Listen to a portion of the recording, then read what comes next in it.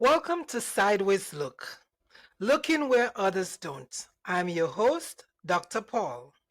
Today we're diving into what I like to call the big beautiful bill. Think of sweeping proposals like Build Back Better or the Inflation Reduction Act. These mega bills promise to solve everything at once, such as climate, healthcare, education, infrastructure, and border security. But we all know that the devil is always in the legislative details. So let me give you a short description about this episode. Think of big promises, big spending, big consequences. In this episode of Sideways Look, we unpack the so-called big beautiful bills. These massive legislative packages that promise to fix everything from healthcare to climate change, tax reductions, social security, and much, much more. But who truly benefits? Who's left behind? And why should we pay attention to 1,000-page documents written in legalese? Let's take a clear-eyed look at the policies shaping our future and what's hiding between the lines, or what's hiding between the pages. Let's define this big beautiful bill. These bills often sound like miracles in motion. Universal childcare, clean energy, better roads, paid leaves.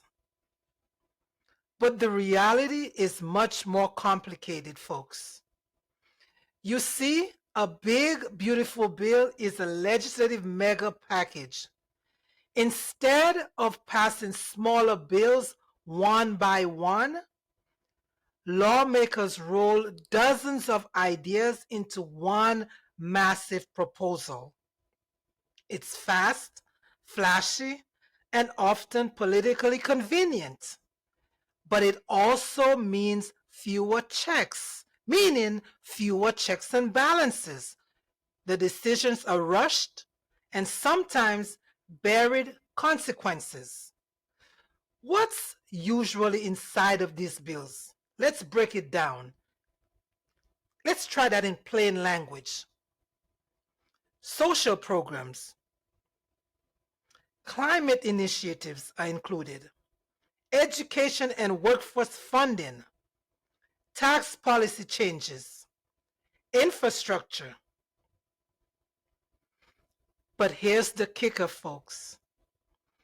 One recent version of Enmarked said that over 46 billion just for immigrant enforcement, including 100,000 new detention beds and 10,000 new ICE officers.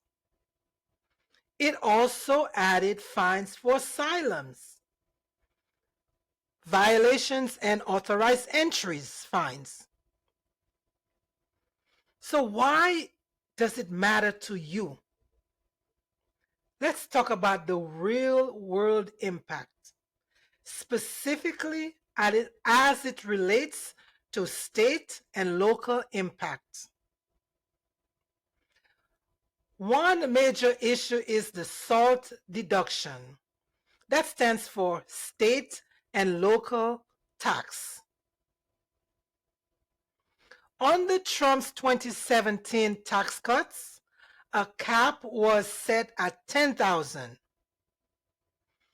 The new bill proposes raising it to $40,000 starting in 2025, but only for people earning under $500,000. If you're not in a higher income bracket or don't itemize deductions, you probably won't benefit at all. If you raise the cap, the people who benefit the most are going to be the upper middle income folks. This is according to Howard Glickman from Urban Brookings Tax Policy Center. There are other provisions included in this big, beautiful bill. The senior bonus sounds nice. This is a temporary elimination of tax on Social Security, which sounds great but could speed up funding where it is depleting. Medicaid cuts, up to 1 trillion cuts from Medicaid, which impacting 71 million Americans. The CBO projects 7.8 million people could lose their coverage by 2034. SNAP, which is food stamp, food assistance. The cuts could impact 40 million people, including 16 million children and 8 million seniors. Student loans. The bill increases grant access, but lowers loan income and reduces repayment protection. This is what you should know. So the bottom line, these bills don't just set budgets, they reveal our national values, who's benefiting from these cuts and who is left behind. Let's take a look at the politics behind this beautiful bill. Let's unpack and peel back the curtain. So what's the controversy behind this bill? Critics say the bill favors the rich.